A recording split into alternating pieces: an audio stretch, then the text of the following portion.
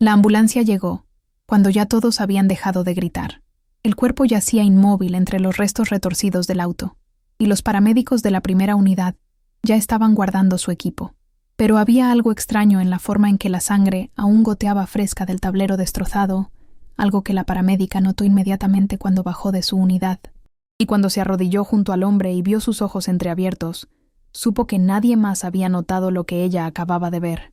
«¡Ya está muerto!», gritó alguien detrás de ella, pero sus manos ya estaban en su pecho, presionando en un ángulo que nadie más conocía.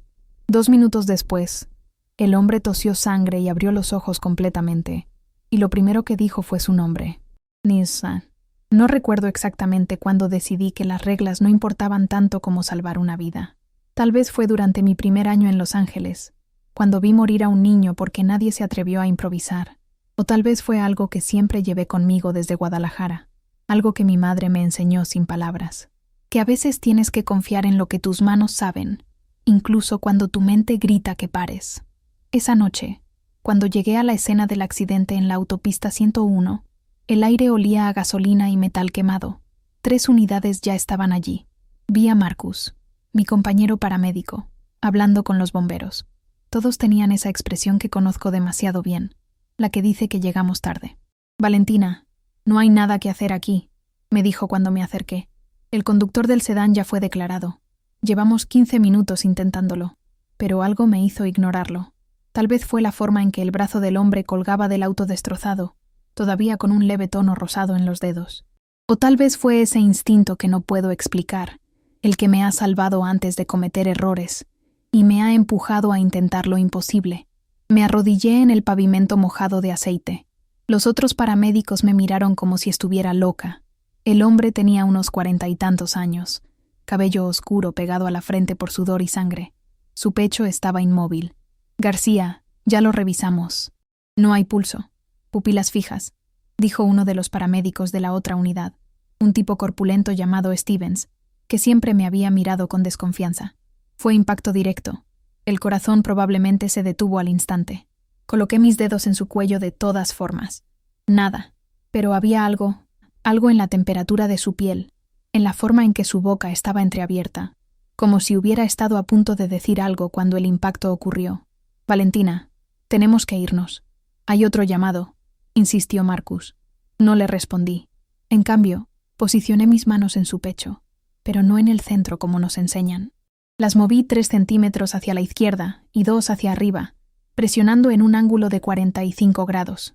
Era una técnica que había leído en un estudio experimental de la Universidad de Stanford, algo que ningún protocolo oficial reconocía todavía. «¿Qué estás haciendo?», preguntó Stevens. «Esa no es la posición correcta». Ignoré sus palabras y comencé las compresiones. Profundas, rápidas, con una fuerza que sentí vibrar en mis propios hombros. Conté mentalmente, ajustando el ritmo a algo que no estaba en ningún manual. 30 compresiones. Luego me detuve. Coloqué mis dedos en un punto específico detrás de su mandíbula. Presioné fuerte durante 3 segundos. «García, para. Ya está muerto», gritó Stevens, tratando de jalarme del hombro. Pero en ese momento, justo cuando sus palabras resonaban en el aire frío de la noche, el pecho del hombre se movió. No fue un movimiento grande, solo un temblor casi imperceptible. Pero yo lo sentí. Saqué la jeringa de epinefrina de mi kit, pero no la inyecté en el muslo como el protocolo indica. La clavé directamente en el espacio intercostal, en un punto que había visto usar solo una vez en un video de una sala de emergencias en México, un lugar donde el medicamento llega al corazón casi instantáneamente. El silencio que siguió fue absoluto. Hasta los bomberos habían dejado de moverse, y entonces el hombre tosió. No fue una tos suave, fue violenta, desesperada, como si su cuerpo hubiera estado esperando esa oportunidad durante mucho tiempo. Sangre salpicó mi uniforme. Sus ojos se abrieron, completamente dilatados, buscando enfocar. «Dios mío», susurró Marcus detrás de mí, pero yo estaba concentrada en los ojos del hombre, porque apenas enfocaron, me miraron directamente. Y entonces, con una voz ronca y rota, dijo algo que hizo que mi mundo se detuviera. «Valentina García Rodríguez». Mi nombre completo. Los 3 nombres que solo mi familia conocía. Los que nunca usaba aquí en Estados Unidos. ¿Cómo sabía este hombre mi nombre completo? Ninoum. La ambulancia se movía a toda velocidad por las calles de Los Ángeles, las luces rojas y azules pintando las paredes de los edificios. Yo estaba arrodillada junto a la camilla, monitoreando los signos vitales del hombre que acababa de resucitar. Su presión arterial era inestable, su respiración superficial pero constante. Marcus conducía mientras hablaba por radio con el hospital, dándoles nuestro tiempo estimado de llegada, pero mi mente no estaba en los protocolos médicos. Estaba en ese nombre que el hombre había pronunciado, mi nombre completo, exactamente como aparecía en mi acta de nacimiento mexicana. ¿Quién eres?, le pregunté en voz baja, inclinándome sobre él. Sus ojos seguían abiertos, aunque parecían perdidos, mirando el techo de la ambulancia sin realmente verlo. ¿Cómo sabes mi nombre? Él giró la cabeza hacia mí con un movimiento lento y doloroso. Su boca se movió, pero no salió ningún sonido al principio. Entonces, con un esfuerzo visible, susurró algo que apenas pude escuchar sobre el rugido de la sirena. Tu madre, Lucía. El aire se atascó en mis pulmones. Nadie aquí en Los Ángeles sabía el nombre de mi madre. Había muerto cuando yo tenía 11 años, en Guadalajara, de un aneurisma cerebral que los doctores no pudieron prever. Ese nombre era un fantasma que yo guardaba en silencio, que solo pronunciaba en las noches cuando la nostalgia me ahogaba. ¿Qué sabes de mi madre? Mi voz sonó más dura de lo que pretendía. Mis manos temblaban mientras ajustaba el oxímetro en su dedo. ¿Quién eres? Pero él cerró los ojos, y por un momento horrible pensé que lo estaba perdiendo otra vez. Los monitores pitaban de forma irregular. Su presión estaba cayendo. «Marcus, más rápido», grité hacia adelante. «Ya voy al máximo, Val». Preparé otra inyección de epinefrina, mis dedos moviéndose por puro instinto entrenado. Pero antes de que pudiera administrarla, su mano se disparó hacia arriba y agarró mi muñeca. Su agarre era sorprendentemente fuerte para alguien que acababa de volver de la muerte. «No, todavía no», susurró. Sus ojos se abrieron de nuevo y esta vez había algo en ellos. Miedo. Hay personas que no querían que sobreviviera. Un escalofrío me recorrió la espalda. ¿Qué personas? ¿Esto no fue un accidente? Él trató de hablar, pero en ese momento la ambulancia frenó bruscamente. Habíamos llegado al centro médico Cedars Sinai. Las puertas traseras se abrieron de golpe y un equipo de trauma ya estaba esperando con una camilla lista. Masculino de 48 años, impacto vehicular de alta velocidad, paro cardíaco revertido en escena. Comencé a recitar mientras transferíamos al hombre a su camilla. Los doctores y enfermeras se movían como una máquina bien aceitada, llevándolo hacia las puertas automáticas de emergencias. Pero justo antes de que las puertas se cerraran entre nosotros, el hombre giró la cabeza hacia mí una última vez. Sus labios se movieron formando palabras silenciosas que pude leer perfectamente. «Cuidado, Valentina». Las puertas se cerraron. Yo me quedé parada en la rampa de ambulancias, mi uniforme manchado de sangre, mi corazón golpeando contra mis costillas. Marcus apareció a mi lado, cerrando las puertas traseras de la ambulancia. «Oye, eso que hiciste allá, esa técnica, ¿dónde la aprendiste?» No respondí. Todavía estaba mirando las puertas por donde se había ido el hombre misterioso. «Val, en serio, nunca había visto algo así. Stevens ya está llamando al supervisor. Dice que usaste procedimientos no autorizados». Eso me hizo reaccionar. «¿Stevens qué?» «Dice que lo que hiciste va contra el protocolo, que la inyección de epinefrina en el tórax no está aprobada para paramédicos, que...» Marcus se frotó la nuca, incómodo. «Que reviviste a un hombre que debía ser declarado muerto. Salvé su vida, Marcus. Lo sé, yo estaba ahí, pero tú sabes cómo es esto. Los protocolos existen por algo. ¿Y si el supervisor decide que... ¿Decidir qué? ¿Que hice mal en salvar a alguien?» Mi voz sonó más alta de lo que quería. Algunos técnicos que pasaban nos miraron con curiosidad. Marcus levantó las manos en gesto de paz. «Solo te estoy advirtiendo, compañera. Prepárate para responder preguntas. Muchas preguntas». Suspiré, sintiendo de repente todo el peso de la noche sobre mis hombros. «Vamos a limpiar la unidad. Necesito un café». Mientras caminábamos hacia el área de descanso para paramédicos, no podía dejar de pensar en el hombre, en cómo sabía mi nombre, en cómo conocía a mi madre, en su advertencia final y, sobre todo, en sus palabras. Personas que no querían que sobreviviera. ¿Qué había hecho este hombre? ¿Y por qué sentía que, al salvarlo, acababa de entrar en algo mucho más peligroso que un simple accidente de tráfico? 2 horas después, estaba sentada en una silla de plástico duro frente a la oficina del Dr. William Peterson, supervisor médico del Departamento de Servicios de Emergencia. Marcus se había ido a casa después de que terminamos de limpiar la ambulancia, pero a mí me habían pedido que me quedara. «Te esperará adentro», había dicho la secretaria con una sonrisa que no llegó a sus ojos.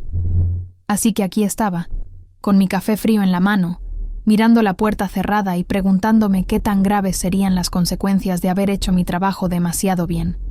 La puerta se abrió finalmente. El Dr. Peterson era un hombre alto de unos 60 años, con cabello completamente gris y lentes de montura metálica, que le daban un aire severo. Había trabajado en emergencias durante 30 años, antes de pasar a este puesto administrativo, y todos lo respetaban, aunque nadie lo quería realmente. «García, entra». Su oficina era pequeña y funcional, con certificados médicos enmarcados en las paredes y una vista hacia el estacionamiento de ambulancias.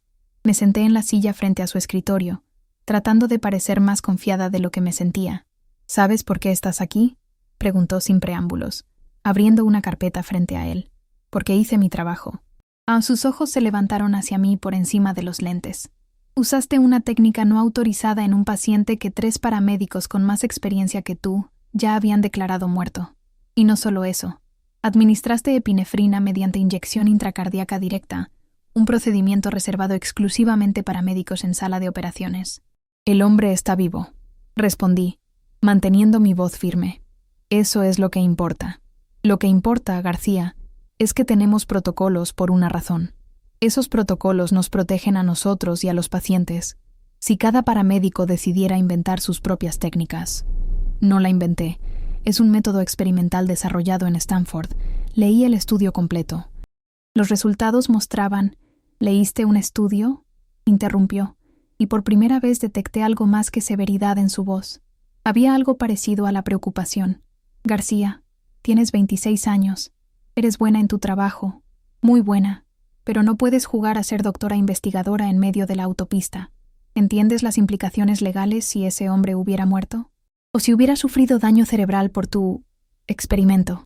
Pero no lo hizo. Su presión se estabilizó. Su respiración, por ahora, me cortó de nuevo. «No sabemos qué daños internos pueda tener. No sabemos si despertará con todas sus facultades mentales intactas. Y si no lo hace, García, tú serás responsable. El hospital será responsable. Y yo tendré que responder por qué dejé que una paramédica con apenas 3 años de experiencia usara técnicas no aprobadas». Apreté los puños sobre mis muslos. Quería gritarle que él no había estado ahí, que no había visto lo que yo vi, que sus preciosos protocolos habrían dejado morir a ese hombre. Pero sabía que eso solo empeoraría las cosas. «¿Qué va a pasar?», pregunté finalmente. Peterson suspiró, cerrando la carpeta. «Voy a abrir una investigación interna. Mientras tanto, está suspendida de servicio activo». «¿Qué?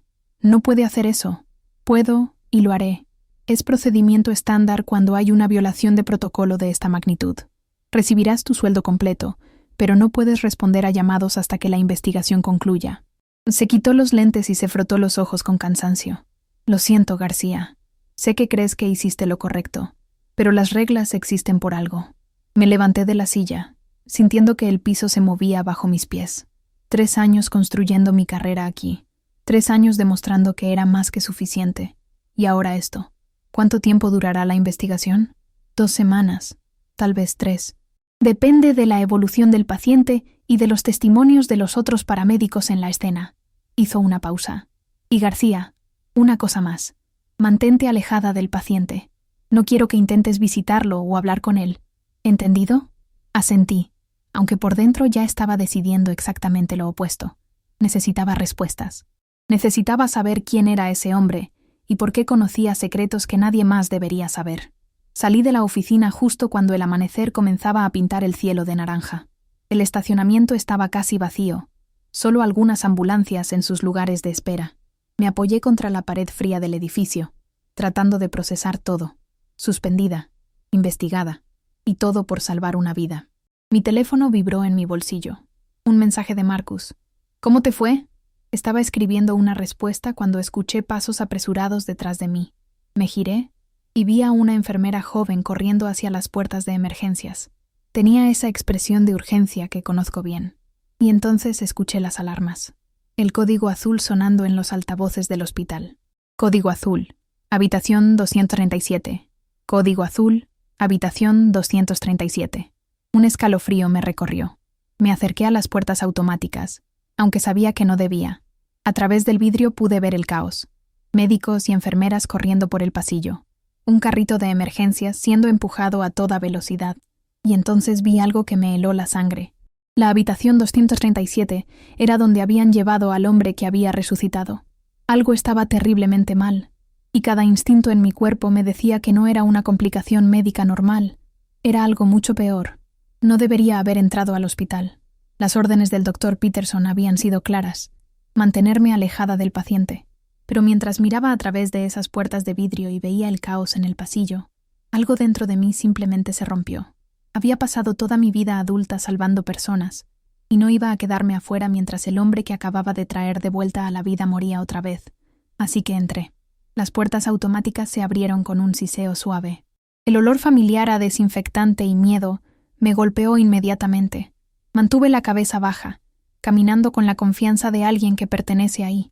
Mi uniforme de paramédica todavía tenía manchas de sangre, lo que probablemente ayudaba a la ilusión. ¡Despejen! ¡Despejen! Escuché gritar a alguien desde el segundo piso. Subí las escaleras de 2 en 2, mi corazón latiendo contra mi pecho. El pasillo del segundo piso era un caos controlado. Médicos y enfermeras entraban y salían de la habitación 237. Pude ver el carrito de reanimación afuera, con los paquetes de medicamentos ya abiertos. Me escondí detrás de una columna, tratando de ver qué estaba pasando. Una enfermera salió de la habitación, su rostro pálido. Reconocí a Jennifer Park, una coreano-americana con quien había trabajado antes en traslados. «Jennifer», susurré, llamando su atención. Ella se giró, sorprendida de verme. «¿Valentina? ¿Qué haces aquí? Pensé que te habían...». Se detuvo, mirando hacia la habitación. «No deberías estar aquí. ¿Qué pasó? ¿El paciente del accidente?». Ella vaciló. Luego se acercó más, bajando la voz. «Entró en paro otra vez hace 10 minutos. Pero Val, hay algo raro. Cuando entré para el turno de la mañana, noté que su vía intravenosa había sido, no sé, manipulada, como si alguien hubiera conectado algo ahí». ¿Manipulada cómo? El puerto de inyección tenía marcas de pinchazo múltiples, y había un residuo extraño en el tubo. Ya le avisé al doctor a cargo, pero con la emergencia... Miró hacia atrás nerviosamente. «Tengo que volver. Espera, ¿hay cámaras en esas habitaciones?». Jennifer negó con la cabeza. «Solo en los pasillos. Las habitaciones de pacientes no tienen por privacidad». «¿Por qué?». Antes de que pudiera responder, la puerta de la habitación 237 se abrió completamente. Vi al doctor Robert Chen, el cardiólogo de turno, salir con expresión seria. Detrás de él, los monitores habían dejado de pitar frenéticamente. «Lo tenemos estabilizado», anunció a su equipo, «pero necesito toxicología completa. Ahora. Algo no está bien con sus niveles». Jennifer me lanzó una última mirada de advertencia antes de apresurarse de vuelta adentro. Yo me quedé congelada detrás de la columna, procesando lo que acababa de escuchar. Alguien había manipulado la vía cuarto del hombre. Alguien había intentado matarlo. Otra vez. García. La voz detrás de mí me hizo saltar. Me giré y encontré al doctor Peterson parado ahí, con los brazos cruzados y una expresión que era mitad decepción, mitad furia contenida. «Te dije que te mantuvieras alejada».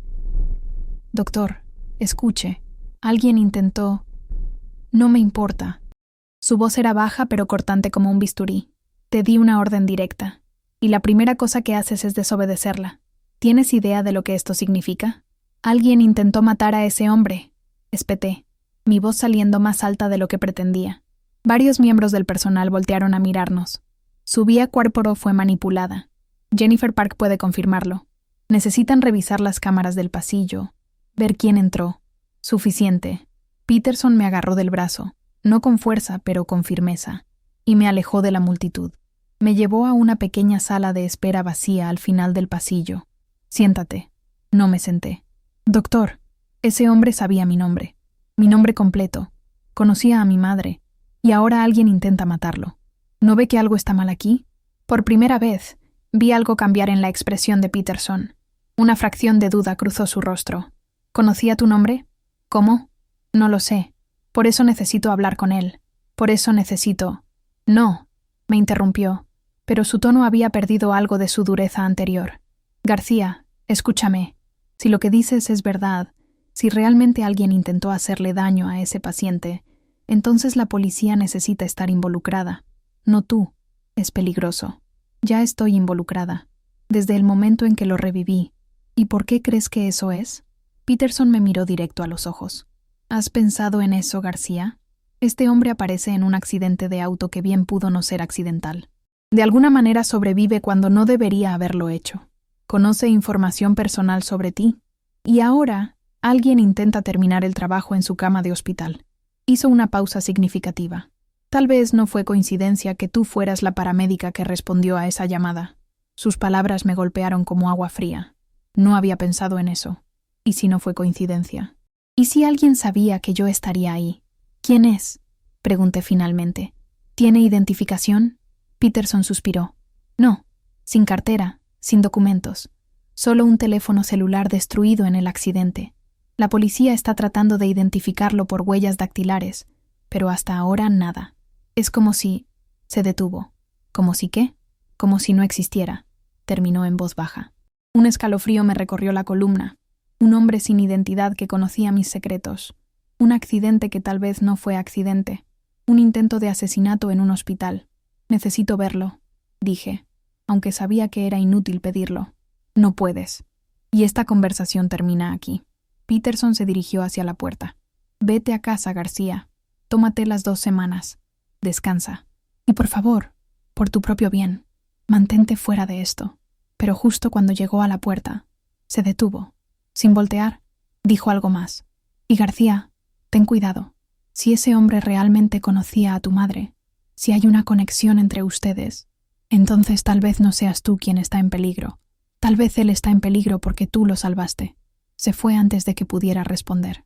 Yo me quedé parada en esa pequeña sala de espera, con el murmullo distante del hospital alrededor y 1.000.000 de preguntas sin respuesta girando en mi cabeza. Mi teléfono vibró, un número desconocido. Por un momento consideré no responder, pero algo me hizo deslizar el dedo sobre la pantalla. ¿Hola? Silencio. Luego, una voz distorsionada, mecánica, que me heló la sangre. Dejaste vivir a alguien que debía morir, Valentina García. Ahora tendrás que vivir con las consecuencias. La llamada se cortó. Mis manos temblaban mientras miraba la pantalla. El número ya no aparecía. Había sido bloqueado. Y fue en ese momento, parada en ese pasillo frío del hospital con las luces fluorescentes zumbando sobre mi cabeza, que entendí que ya no había forma de salir de esto. Fuera lo que fuera en lo que me había metido al salvar a ese hombre, ya era demasiado tarde para dar marcha atrás. Manejé a casa en piloto automático, mis manos en el volante pero mi mente a kilómetros de distancia. La llamada amenazante reproducía una y otra vez en mi cabeza. Dejaste vivir a alguien que debía morir. Como si salvar vidas fuera un crimen. Como si yo hubiera roto alguna regla invisible del universo. Mi apartamento estaba en Echo Park, un edificio viejo de 3 pisos con paredes delgadas y una escalera que crujía con cada paso. Vivía sola desde que llegué a Los Ángeles hace 5 años, después de terminar mi entrenamiento de paramédica en México. Era pequeño, apenas un estudio, pero era mío. O al menos se había sentido así hasta este momento. Ahora, mientras subía las escaleras hacia el 2.º piso, cada sombra parecía más oscura. Cada ruido me hacía saltar. Estás siendo paranoica, Val, me dije a mí misma mientras abría la puerta con manos temblorosas. Es solo una llamada de broma. Algún tipo enfermo que escuchó sobre el accidente en el escáner de la policía. Pero no me lo creía ni yo misma. Cerré la puerta detrás de mí y puse el seguro. Mi apartamento se veía igual que siempre. El sofá raído que había comprado en una venta de garaje, la pequeña cocina con platos del desayuno todavía en el fregadero, la fotografía enmarcada de mi madre en la repisa. Lucía García, con su sonrisa brillante y sus ojos llenos de vida, congelada para siempre a los 32 años. Me senté en el sofá, todavía con mi uniforme manchado de sangre, y simplemente me quedé ahí. El agotamiento me golpeó de repente, como siempre pasa después de una noche de turno difícil. pero sabía que no podría dormir. No con todas estas preguntas. ¿Quién era ese hombre? ¿Cómo conocía a mi madre? Me levanté y fui a mi habitación, al pequeño closet donde guardaba las cosas de mamá que había traído de México. No era mucho. Algunas fotografías, un rosario, un diario que ella llevaba irregularmente. Lo había leído 1000 veces, buscando, no sé qué, pistas sobre quién había sido ella más allá de la madre que yo recordaba. Pero esta vez, mientras hojeaba las páginas amarillentas, algo cayó al suelo. Un sobre pequeño, viejo, que había estado pegado entre 2 páginas. Como nunca lo había visto antes. Lo recogí con manos temblorosas. No tenía dirección, solo un nombre escrito en la letra inconfundible de mi madre. Para Valentina, cuando crezca. Mi corazón se detuvo. Rompí el sello cuidadosamente y saqué una única fotografía. Era vieja, de esas que imprimes en papel fotográfico mate. Mostraba a mi madre, mucho más joven, tal vez de 20 y tantos años. Estaba parada afuera de un edificio que reconocí como el viejo Hospital General de Guadalajara, donde ella había trabajado como enfermera. Sonreía a la cámara. Pero no estaba sola. Había un hombre a su lado, con el brazo sobre sus hombros. Era alto, de cabello oscuro, con una sonrisa que parecía genuina. Usaba bata de doctor y se veía feliz, completamente relajado. Di vuelta a la fotografía. Con la letra de mi madre, decía simplemente, Lucía y David, 1997. 1997, el año antes de que yo naciera. Estudié la foto más de cerca, mi corazón latiendo más rápido. El hombre en la imagen, este tal David, había algo en su rostro, la forma de su mandíbula, la manera en que sus ojos se arrugaban cuando sonreía. Corrí al baño y busqué en mi teléfono. Había tomado una foto rápida del hombre en la ambulancia, antes de que los doctores se lo llevaran. Era una foto borrosa, tomada en el caos del momento, pero era suficiente. Puse ambas imágenes lado a lado. Era él, 25 años mayor, marcado por el tiempo y lo que fuera que había vivido, pero era definitivamente el mismo hombre. El hombre que había salvado esta noche conocía a mi madre no solo por casualidad. Habían sido lo suficientemente cercanos como para tomarse una foto juntos, para que ella guardara esa imagen durante años, para que la escondiera en su diario con instrucciones de que yo la viera cuando creciera. ¿Quién eres, David?, susurré a la fotografía. Mi teléfono sonó, haciéndome saltar. Era Marcus. Val, enciende las noticias. Canal 7. Ahora. ¿Qué? ¿Por qué? Solo hazlo. Colgó antes de que pudiera preguntar más. Corrí a la sala y encendí la pequeña televisión que apenas usaba. Cambié al Canal 7 justo a tiempo para ver el titular de última hora. Misterioso paciente desaparece del Cedar Sinai. Autoridades buscan pistas. El presentador de noticias, un hombre de mediana edad con expresión seria, hablaba sobre cómo un paciente no identificado había desaparecido de su habitación de hospital hace aproximadamente 1 hora. Las enfermeras lo encontraron vacía durante una ronda de rutina. No había señales de lucha. Solo una cama vacía y una ventana abierta en el 2º piso. Las autoridades no han confirmado si se trata de una fuga voluntaria o un posible secuestro. El paciente, que sobrevivió milagrosamente a un accidente vehicular severo en la autopista 101, estaba bajo observación médica. Apagué la televisión. Mis manos temblaban de nuevo, pero esta vez no era solo de miedo. Era algo más. Frustración, confusión y una determinación creciente. El hombre había desaparecido. ¿Se fue por su cuenta? ¿Alguien se lo llevó?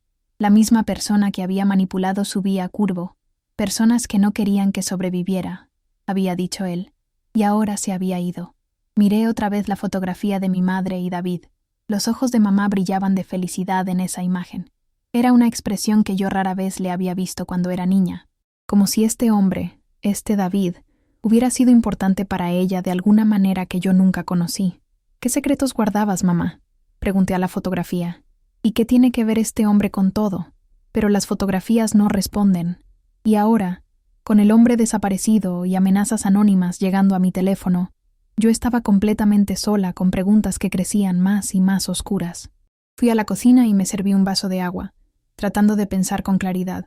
Suspendida del trabajo, un paciente misterioso desaparecido, una conexión con mi madre muerta, amenazas telefónicas. Nada de esto tenía sentido, pero había algo que sí sabía. No iba a quedarme sentada esperando respuestas. Si el doctor, Peterson pensaba que iba a usar estas 2 semanas para descansar. Estaba muy equivocado. Iba a descubrir quién era David. Iba a encontrar qué conexión tenía con mi madre. Y si alguien estaba intentando matarlo, iba a descubrir por qué. Porque algo me decía que las respuestas a todas estas preguntas estaban conectadas. Y que de alguna manera, mi madre había estado en el centro de todo desde el principio. Mi teléfono vibró con un mensaje de texto. Número desconocido otra vez. Mira debajo de tu puerta. El vaso de agua casi se me cae de la mano. Me quedé congelada en la cocina mirando hacia mi puerta principal. Silencio total. Con pasos lentos me acerqué. Mi corazón latía tan fuerte que podía oírlo en mis oídos. Me agaché lentamente, mirando el pequeño espacio entre la puerta y el suelo. Había un sobre, manila, delgado, sin marcas. No lo toqué de inmediato. Me quedé ahí, agachada, mirándolo como si fuera una serpiente venenosa. Alguien había estado en mi edificio, en mi pasillo, a metros de mi puerta, mientras yo estaba adentro. Finalmente, con manos temblorosas, lo recogí. Lo abrí de pie, lejos de las ventanas. Dentro había una sola hoja de papel, y en ella, impreso en texto simple sin formato, Hospital General de Guadalajara, 1998, Sala de Emergencias. Pregunta por el caso Cordero. Tu madre sabía demasiado. Ahora tú también. Cuidado con quién confías, Valentina. David. El papel se arrugó en mi mano apretada. Era de él. El hombre que había salvado me había dejado un mensaje. Pero, ¿cómo sabía dónde vivía? ¿Y qué significaba todo esto? El caso Cordero, murmuré, memorizando el nombre. 1998. El año que nací. El año después de esa fotografía. Las piezas no encajaban todavía, pero empezaban a formar un patrón. Un patrón oscuro que involucraba a mi madre, a este hombre David, y a algo que había pasado en Guadalajara hace más de 25 años. Algo lo suficientemente grave como para que personas todavía estuvieran tratando de mantenerlo oculto. Algo lo suficientemente peligroso como para que intentaran matar a alguien en un hospital. Y ahora yo estaba en medio de todo. Miré el reloj. Eran casi las 9 de la mañana. Tenía 2 semanas de suspensión. 2 semanas para encontrar respuestas. Y sabía exactamente por dónde empezar. Guadalajara. No pude comprar un boleto a Guadalajara. Apenas di ese paso. Supe que me estaban mirando. Lo noté en el elevador, cuando la vecina del 3D evitó mi mirada, y en ese auto estacionado demasiado tiempo frente a mi edificio. Así que empecé por aquí. Fui al consulado mexicano en MacArthur Park y pedí acceso a registros públicos, artículos de hemeroteca, cualquier mención del Hospital General y caso Cordero en 1998. El guardia me dejó pasar con una condición: nada de fotos dentro. Eso me dio mala espina, pero había algo en la forma en que la archivista, una señora de apellido Álvarez, bajó la voz cuando leyó Cordero, que me atravesó la piel. Esto tuvo ruido en su momento, murmuró, deslizándome una carpeta. Me latía fuerte el corazón. Si no hacía las preguntas correctas ahí, tal vez perdería la única pista concreta que tenía. Lo que encontré fueron notas sueltas. Un corte de periódico sobre una investigación por medicamentos falsificados, una carta de queja de una enfermera que nunca fue firmada, y un nombre: Fundación Halliard, Los Ángeles. No sabía que ese nombre me volvería a buscar. Guardé mentalmente cada detalle, pero había algo que Álvarez no me había contado. Le temblaron los dedos al devolverme la carpeta. Antes de irme, una voz detrás: Val. Giré. Marcus con gorra y sudadera, respirando nervioso. Tu mensaje me llegó. ¿Qué haces aquí? Lo mismo que tú, respondí, sin bajar la guardia. Él tragó saliva. Val, tengo que decirte algo. Ayer vino Asuntos Internos. Les di tu dirección. Me amenazaron con suspenderme también si no cooperaba. Sentí el golpe seco en el estómago. ¿Cómo pudiste? Pensé que era lo correcto, hasta que recibí esto. Me mostró su teléfono. Una foto borrosa de la misma carpeta que yo sostuve, enviada desde un número enmascarado. Alguien sabía que vendrías, y sabían que yo vendría también. Mi piel ardió, porque si estaban un paso delante, entonces mi tiempo se acababa. Y si Marcus me había entregado, por miedo o por torpeza, no podía confiar ciegamente ni en mi compañero. Volví a Echo Park antes del atardecer. El cielo se prendía en naranja sobre los cables. La brisa olía a jacarandas y alarma. Extendí sobre la mesa el mapa mental de lo que ya tenía. Hospital General de Guadalajara, 1998. Caso Cordero. Fundación Halliard en Los Ángeles. Si algo conectaba a ambas ciudades, debía pasar por suministros médicos, y si no lo hacía en las próximas horas, David se desvanecería otra vez, esta vez sin dejar una nota. No sabía que esa sería la última noche que dormiría tranquila durante semanas. Llamé a Jennifer Park. No respondió. Le dejé un mensaje. ¿Puedes verme? A los minutos un texto. Estacionamiento del Cedars. Nivel 2. 20:30. Fui con la chaqueta cerrada hasta el cuello, ocultando el uniforme. Una frase, no más. El cemento húmedo del estacionamiento devolvía el eco de pasos que no eran nuestros. «Rápido», dijo Jennifer, metiéndome un USB en la mano. «Grabaciones del pasillo de la 237. No me preguntes cómo». «¿Qué viste?» Ella miró al piso. No fui yo quien vio, fue alguien más. Pero había algo en el gesto del hombre al pasar la tarjeta, como si supiera exactamente dónde no miran las cámaras. Corrí a mi coche. Encendí la laptop. El video mostró la franja del pasillo, madrugada, camilleros pasando, una sombra, y luego, claro como un nombre pronunciado en la ambulancia, la figura de Stevens, el paramédico corpulento, entrando a la 237 con el carrito de medicación. Pero Stevens no tiene acceso a ese piso. Susurré. Mi teléfono vibró. Peterson. García, necesito hablar contigo. Solo tú y yo. No por teléfono. Lo consideré una trampa. O tal vez era lo que necesitaba. A un enemigo dispuesto a hablar. ¿Qué harían ustedes?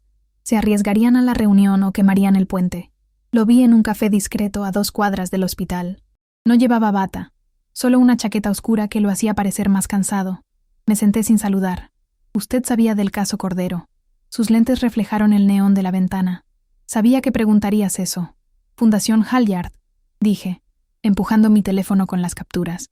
Suministros, 1998. Guadalajara, mi madre. Él exhaló lentamente. La música de fondo era una línea de bajo que no iba con nadie ahí. Lucía García era buena, dijo. Sentí el nombre tocar un lugar que no dejaba que nadie tocara. Vio cosas que otros preferían no ver. ¿Cómo qué? Pregunté, aunque adentro algo ya temblaba. Ampollas que no eran de donde decían ser, respondió. Lotes que entraban por donación y se convertían en facturas. Una cadena informal que cruzaba la frontera para equilibrar presupuestos rotos. Cerré los puños. Si no controlaba mi voz, perdería el hilo. ¿Usted estaba ahí? Yo no, pero quien sí estaba me llamó años después. David. El nombre cayó como una piedra al agua. Me dijo que un caso se salió de control, que un paciente se convirtió en expediente. Caso Cordero. Lo bautizaron porque el apellido del médico que se negó a firmar era Cordero. Pagó un precio. ¿Por eso alguien quiere matarlo ahora? Peterson dudó. Porque decidió hablar. Porque decidió volver. Bajó la voz. García, yo aprobé tu suspensión. Y también pedí que no te dejaran sola. Preferí verte enojada a verte muerta. No decidí si creerle. Pero había algo en el peso de sus hombros, en la forma en que apretaba el vaso con los dedos blancos. Me dio una llave pequeña. Archivo 7C, sótano del hospital. No preguntes cómo. Si la usas, no vuelvas a llamarme. Lo tomé. Tal vez acababa de convertirme en cómplice del hombre que quería echarme, o en su única salida. El sótano del hospital siempre huele a metal viejo y secretos. La llave encajó sin resistencia. Abrí el armario 7C y vi carpetas fosilizadas por el polvo. Toqué las primeras con respeto que casi parecía miedo. Si allí estaba el mapa de lo que había destruido a mi madre, tenía que decidir qué parte de mí dejaría morir para sostenerlo. No sabía que sería la última vez que podría fingir que esto no tenía que ver conmigo, pensé, y la idea me dolió. Saqué una carpeta etiquetada HLI Transit 9799. Había facturas, guías de embarque, correos impresos y una foto. Una sala de emergencias abarrotada. Guadalajara, un carrito rojo, Lucía de perfil. A su lado, un hombre más joven con la mirada fija en el monitor. Era él, David. La tinta al pie decía, Guardia Cruzada, 4 de junio. Mis manos temblaron. Si no decidía en segundos qué llevar, alguien notaría esta luz encendida. Algo más, un informe de incidente. Paciente X, reagudización tras administración de catecolamina. Lote no concordante. Médico responsable se niega a firmar. Propuesta de reporte bajo caso Cordero. El mundo se inclinó. Detrás, un ruido. Guardé 2 hojas y la foto dentro de mi chaqueta. La voz en la penumbra me cortó la respiración. Deja eso, Val. Marcus. Había una sombra más detrás de él. Stevens. Esto no te corresponde, dijo Stevens, acercándose 2 pasos. No eres policía, no eres investigadora. Eres una paramédica suspendida que no sabe cuándo detenerse. ¿Y tú qué eres? Le solté. Él sonrió sin humor. Un hombre que no quiere ver arruinada su vida por fantasmas viejos. Marcus no me miró. Val, por favor. Di un paso atrás con las manos a los costados. El extintor a mi derecha era la única ventaja que tenía. Y entonces, detrás de ellos, sonó el timbre apagado de un teléfono. Stevens maldijo. Tenemos que irnos. Cuando los vi desaparecer por la esquina, supe que se acababan de abrir 2 caminos, el de la verdad o el de la supervivencia de los demás, y ambos querían mi sangre. No dormí. Le mandé a Jennifer una señal acordada, café 6:30. Llegó con ojeras y miedo. «Me van a despedir», dijo, abrazando su vaso. «No, si no nos ven venir», respondí, desplegando los papeles. Le conté todo, menos lo que todavía no podía decir en voz alta, que ese hombre podría ser mío. Ella tocó la foto. «Si esto es real, no puedes ir sola». «Ya no estoy sola», respondí, y sentí por primera vez una grieta en el muro de aislamiento que me construí desde que crucé la frontera. Pero había algo que Jennifer no se atrevía a nombrar. La vi morderse la lengua. «Dilo». «Stevens no está solo», susurró. «Hay un supervisor de logística que firma sus horas extra, y ese supervisor tiene contrato con Halyard». Mi pulso se aceleró. Si no movíamos esto hoy, lo moverían por nosotras. Quise salir corriendo, pero la puerta se abrió. David entró cojeando, gorra baja, la barba de 2 días mal disimulada. Me quedé sin aire. «No sabía a dónde más ir», dijo, la voz quebrada. «Te seguí desde anoche. Perdón». La taza se deslizó de mis dedos al plato con un golpe sordo. «¿Cómo te soltaste?» Él alzó las manos. «No me solté. Me soltaron. Alguien pagó mi cuenta en el hospital y firmó mi alta. No preguntes quién aquí». «No todavía». Lo miré, y el mundo entero se volvió estrecho y luminoso. «Dime por qué sabías mi nombre». Él tragó saliva. «Porque te vi nacer». El café pasó a ser ruido lejano. «Valentina, soy David Cordero, y soy tu padre». No dije nada durante varios segundos que parecieron un turno completo.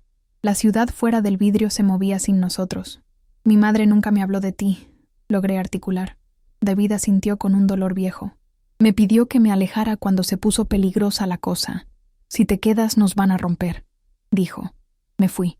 Fui un cobarde durante años, pero cuando supe que trabajabas aquí, entendí que el silencio iba a matarnos igual. «¿Cómo supiste que yo...?» Él sonrió con tristeza. «Tus 3 apellidos. Un error que repites cuando sostienes algo con las 2 manos». Lucía tenía la misma manera de amarrarse a lo que no quería soltar. Sentí la punzada dulce y cruel. Si me abrazaba ahora, me derrumbaba, pero había algo en su mirada que me dijo que aún no contaba todo. «Caso Cordero empezó por un lote falso de catecolamina», dijo bajando la voz. Lucía lo detectó. Yo era el médico de guardia que se negó a firmar el traslado del paciente X a otra sala para borrar el rastro. Esa noche partieron cajas hacia Tijuana con papeles alterados. Lucía sacó copias. Después vinieron presiones, amenazas y su aneurisma meses más tarde. Cerré los ojos un segundo. Si aceptaba esa conexión, tendría que replantear toda mi infancia. «¿Quién manda ahora?», preguntó Jennifer, poderosa en su miedo. «El contrato en Los Ángeles, ¿quién lo firma?» David miró a la puerta. «Halyard ya no aparece. Usan una subsidiaria, HLC Logistics, y alguien del Cedars que entiende cómo maquillar inventarios». Pensé en Stevens. Pensé en ese supervisor invisible. Y pensé en Peterson con la llave en la mano. Decidí creer a David por ahora. «Vamos a poner esto a la luz», dije, y mi voz sonó más firme de lo que me sentí. «Pero si lo hacemos mal, nos entierran». «Entonces hazlo como haces en la ambulancia», dijo David. «Rápido, preciso, y con una salida. Planeamos una jugada sencilla y prepotente. Lo único que a veces funciona». Jennifer nos dejó entrar por la puerta de proveedores. Yo tenía la llave de 7C. David esperaba en el auto con el motor encendido. El pasillo trasero olía a goma caliente y a nervios. Tomamos las copias, sacamos los nombres, mandamos todo a prensa local y a la junta. Dije, repasando en voz baja. Si no lo conseguíamos en 10 minutos, alguien nos vería en la cámara rotatoria del vestíbulo. Los cajones respondieron a mi urgencia. Papeles de embarque recientes, facturas con sellos impecables, listas de lote que cruzaban con los PDFs viejos. Ahí estaba. HLC Logistics, firmas de recepción repetidas, horarios que no calzaban con los turnos. Y una hoja más. Una lista de autorizaciones con iniciales. RP. El corazón me saltó. Robert Peterson. Pensé, y odié sentir alivio al tiempo que miedo. Pero había algo en la caligrafía, inclinada hacia la derecha, que no coincidía con la de su expediente colgado en la pared. Guardé todo en una carpeta. Salimos al pasillo. Parecemos 2 enfermeras más a fin de turno, murmuró Jennifer. Sigamos andando. Alcanzamos la puerta. El pitido del lector nos dijo que estábamos a salvo. Empujé. Del otro lado aguardaban 2 hombres con chalecos indistintivos y la mirada de quienes no temen perder trabajo. «Danos la carpeta», dijo el más alto. No grité. Alcé la barbilla. «Están bloqueando una denuncia». Él sonrió sin calor. «Denuncia no hay si no hay papeles». «Corre», susurré a Jennifer, y solté la carpeta hacia la izquierda como si la tirara. El alto giró el cuerpo. Yo planté el codo en su esternón y me lancé hacia la puerta de emergencia. El aire frío me golpeó en la cara. Jennifer me siguió con el aliento roto. Llegamos al auto. David nos abrió. ¿Lo tienen? Sí. Cerré la puerta. Seguimos 2 cuadras sin luces. Cuando por fin abrí la carpeta, vi hojas en blanco. Las verdaderas se habían quedado en el suelo, bajo las botas de ellos. Habíamos ganado la salida y perdido el corazón de la prueba. Tengo práctica remendando lo que se rompe. Ese mismo reflejo me sostuvo. Plan B, dije, más para no hundirme que por fe. Los 3 miramos el tablero como si pudiera contestar. Toxicología, dijo Jennifer. Dr. Chen registró niveles anómalos. Si cruzamos lotes con resultados de laboratorio, probamos adulteración. Chen no confiará en mí, respondí. Hoy soy un problema político. David miró el retrovisor. Confía en la urgencia. Un hospital entiende ese idioma. Volvimos a Cedars. La luz blanca del pasillo cortaba los ojos, y la gente evitaba mirarnos demasiado tiempo. Una frase de ambiente. El zumbido constante de los monitores sonaba a reloj que se nos acababa. Encontré a Chen frente a la sala de estrés. «Necesito 5 minutos», dije, sin pedir permiso. «No tengo», respondió sosteniendo un expediente. «Entonces sume uno a vida o muerte». Le puse sobre la mesa la foto vieja de Guadalajara junto al reporte de incidente, y después, mi voz, sin adornos. Pacientes con catecolamina adulterada ayer o hoy. Lotes que no coinciden. Alguien está jugando con su hospital. Chen miró la foto, luego a mí. No me gusta que me usen. A mí tampoco, dije. Pero si mira esto en silencio, mañana será su paciente el que no despierte. Sus ojos cambiaron 1 milímetro. «Dame 20 minutos», concedió, llevándose los papeles. Salí a respirar y el pasillo se cerró en sirena. «Crisis en UCI, caída de voltaje», gritó alguien. La luz titiló. Los ventiladores saltaron a batería. «¿Qué hicieron?», pregunté. Y la pregunta era para todos y para nadie. Un rumor corrió. La planta de emergencia no arrancaba. Si no se levantaba en 3 minutos, la UCI se convertiría en una trampa. Corrí hacia mantenimiento. La puerta estaba entreabierta. Dentro, Stevens con un panel medio abierto y un cable flojo en la mano. «¿Qué demonios?». Él me vio, y por primera vez supe que tenía miedo. «No es lo que crees». Yo di un paso y el piso vibró. El generador tosió, y se apagó. El sonido que siguió fue el que ningún profesional quiere oír cuando la vida depende de electricidad. Silencio. El aire se volvió pesado. Mi cuerpo decidió por mí. «Bolsas de ambú a la UCI», grité a quien quisiera escuchar. Un celador corrió. Jennifer se adelantó con 2 dispositivos. La sala era un mar de ojos abiertos y manos trabajando sin música. Si no manteníamos esos pechos subiendo y bajando, en 4 minutos la derrota sería irreversible. «Yo con la cama 4», dije, colocándome detrás de la cabecera. «Sella bien», murmuró la enfermera. «Sella tú», respondí, y el resto fue ritmo. Aprieta, cuenta, escucha. Al 3er ciclo, el niño me miró como si yo fuera el mundo. Pensé en mi madre, pensé en David, y pensé que a veces todas las fronteras son un cable flojo en la noche. Stevens apareció en la puerta, lívido. Yo no corté nada. «Les juro». Nadie le contestó. La planta rugió de pronto, La luz volvió con un brinco. El monitor recuperó su voz.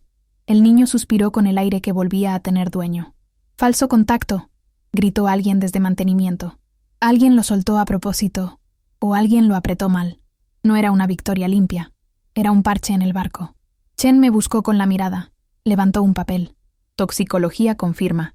Residuos de solvente no declarado en 2 muestras. El lote cruza con HLC. Mi corazón se alzó. Por un segundo, creímos haber ganado terreno. Fue entonces cuando vi a 2 oficiales de seguridad acercarse a David en el pasillo. «Señor, viene con nosotros». Y él, con las manos abiertas, entendió demasiado tarde que esa victoria era una puerta hacia una jaula. Taki. Los oficiales no eran policía. Sus insignias eran de seguridad de instalación, letras pequeñas en el pecho. «¿A dónde lo llevan?», pregunté, sintiendo la garganta apretarse. «Área de entrevistas», respondió uno, profesional y frío. «Hay preguntas sobre su alta». David me miró, y en esa mirada vi miedo y algo más. Resignación. «No te metas», dijo con un gesto mínimo. Yo asentí con la cabeza y di un paso hacia ellos. «Voy», anuncié, sin pedir. Él necesita un representante del paciente. No era mentira. No era verdad del todo. Era una cuña. Caminamos por el pasillo donde olía a desinfectante y sospecha. «Hay cámaras», me dijo David en voz mínima. «Todo lo que digas aquí puede viajar a otras orejas». Lo sabía. Pero había algo que tenía que intentarlo antes de que esa puerta se cerrara. «Di mi nombre en la ambulancia», susurré. ¿Fue instinto o fue un mensaje? David tragó saliva. Fue un ancla. Pensé que me estaba yendo. Agarré lo más fuerte que tenía. Sentí la lágrima que no se me permite en servicio. ¿Y ahora? Ahora me quedo, aunque me cueste. Nos sentaron frente a un escritorio con vidrio opaco. «Señor Cordero, ¿usted es médico?». Él dudó. «Fui. Ya no ejerzo». «¿Por qué salió del hospital sin alta regular?». «Porque alguien firmó por mí». «¿Quién?». «No lo diré aquí». La puerta se abrió. Entró Peterson. Los oficiales se cuadraron un poco. «Yo me encargo», dijo, y se fueron. «García», me llamó por mi apellido, pero la voz tenía grietas. «Trae a David a la sala 512 a las 21:00, sin cámaras. Si no vienen, mañana no habrá lugar donde esconderse». ¿Era una trampa? ¿O acababa de abrirnos un corredor entre cuchillos? Cuando salimos, el cielo sobre la rampa estaba violeta. Jennifer me alcanzó con una bolsa. Mascarillas, 2 radios, baterías. «No preguntes, solo ve». Me tocó el hombro. «Y vuelve». La promesa de volver nunca pesa tanto como cuando sabes que podrías no hacerlo. La 512 es una sala de reuniones pequeña que nadie usa a esa hora. Entramos con el corazón en la boca. Peterson estaba solo, sin lentes, con un expediente sobre la mesa y las manos a la vista. «Si están aquí», comenzó. «Ya no hay vuelta atrás». No respondió nadie. Él giró el expediente hacia nosotros. Auditorías internas de logística. Nombres, fechas, rutas. Yo firmé algunas, no todas. ¿Por qué?, pregunté, y el por qué arrastraba años. Porque me dijeron que era para sostener unidades sin presupuesto.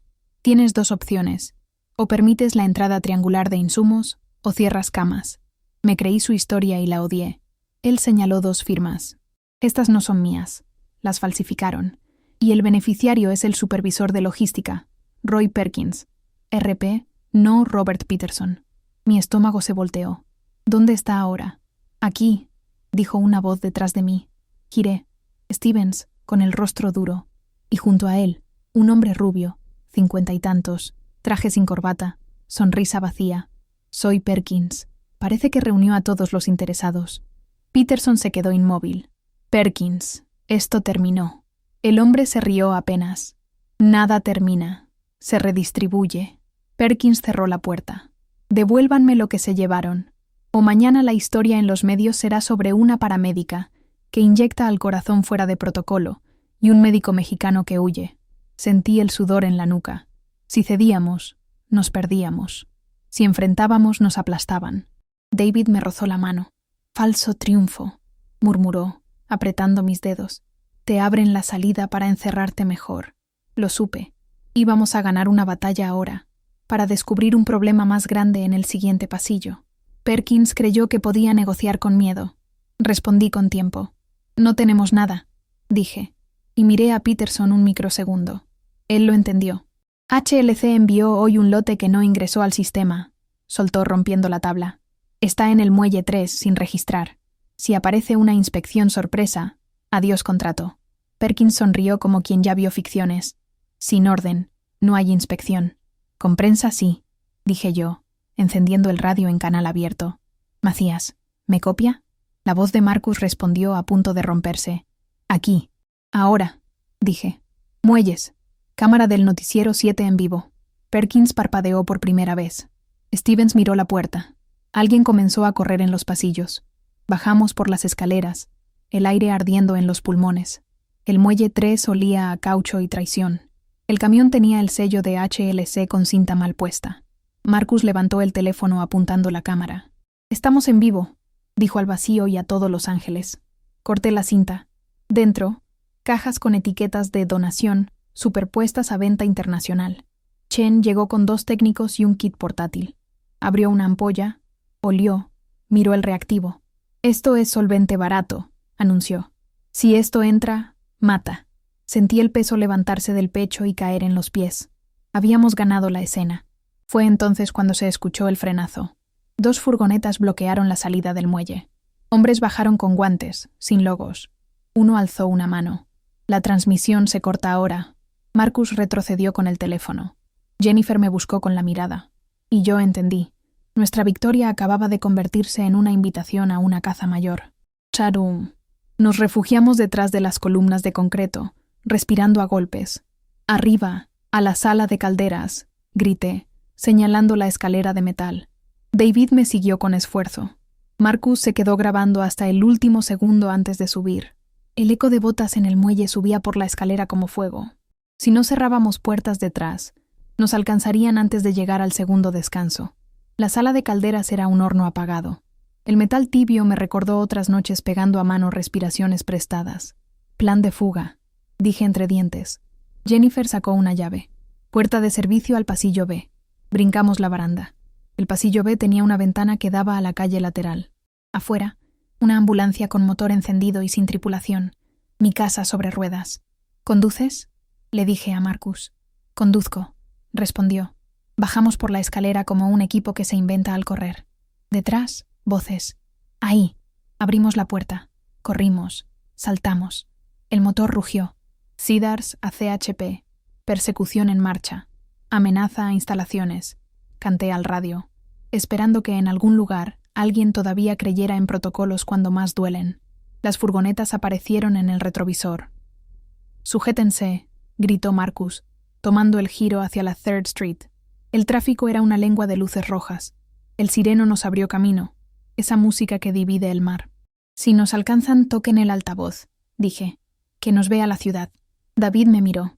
«Val, si eligen entre mí y los demás, elige a los demás». Le sostuve la mirada apenas un segundo. No vine hasta aquí para perderte ahora. Y supe que esa decisión, nacida de la ambulancia, nos partiría en los próximos minutos. La persecución nos llevó hasta el río Los Ángeles, el cauce de concreto donde la ciudad deja ver sus huesos. Marcus apagó las luces un segundo, escondiéndose bajo un arco. Las furgonetas dudaron y siguieron recto. Tuvimos un respiro. «Falsa salida», dije, con la respiración a medio hacer. «Nos creen muertos por 2 cuadras». El radio crepitó. «CHP aquí. Patrulla en camino a su ubicación». Un alivio corto como un parpadeo. David se llevó la mano al pecho. «Me falta aire», murmuró. Lo pegué a una mascarilla. Ajusté el caudal. «Te tengo». Pero había algo más. Sudor frío. Labio pálido. «¿Dolor que corre al brazo?». Él asintió. El mundo se redujo a un protocolo simple y terrible. Dolor torácico. Paciente con estrés extremo. Quizás solventes en sangre. «Tenemos que ir al hospital», dijo Marcus. «Nos esperan ahí», respondí. Vibró mi teléfono. Peterson. «Traigan a Cordero a la entrada de ambulancias 2. Solo ustedes. Les doy 5 minutos sin cámaras». Dolía confiar, pero dolía más no tener alternativa. «Vamos», dije. La ambulancia salió de la sombra. El cielo sobre el cauce era una línea azul sucia. Entramos por la rampa. Peterson estaba, solo otra vez, con un equipo mínimo. Chen, una enfermera con ojos decididos, nadie más. «Sala rápida», ordenó Chen. Lo acostamos. Puse el monitor. Vi lo que temía, ritmo que no me gustaba. Episodio, dijo Chen. Prepara nitro, monitoriza, y no me dejes caer la mirada. No te la dejo, respondí. La puerta se abrió sin permiso. Perkins cruzó el umbral con una sonrisa de caza. A tiempo, dijo. Qué buen servicio, doctor. Y detrás de él, 2 agentes de alguacil con papeles en la mano. Orden de detención para David Cordero. Investigación en curso.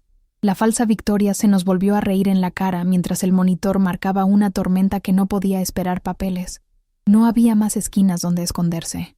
Le miré el rostro a David con la mascarilla empañada.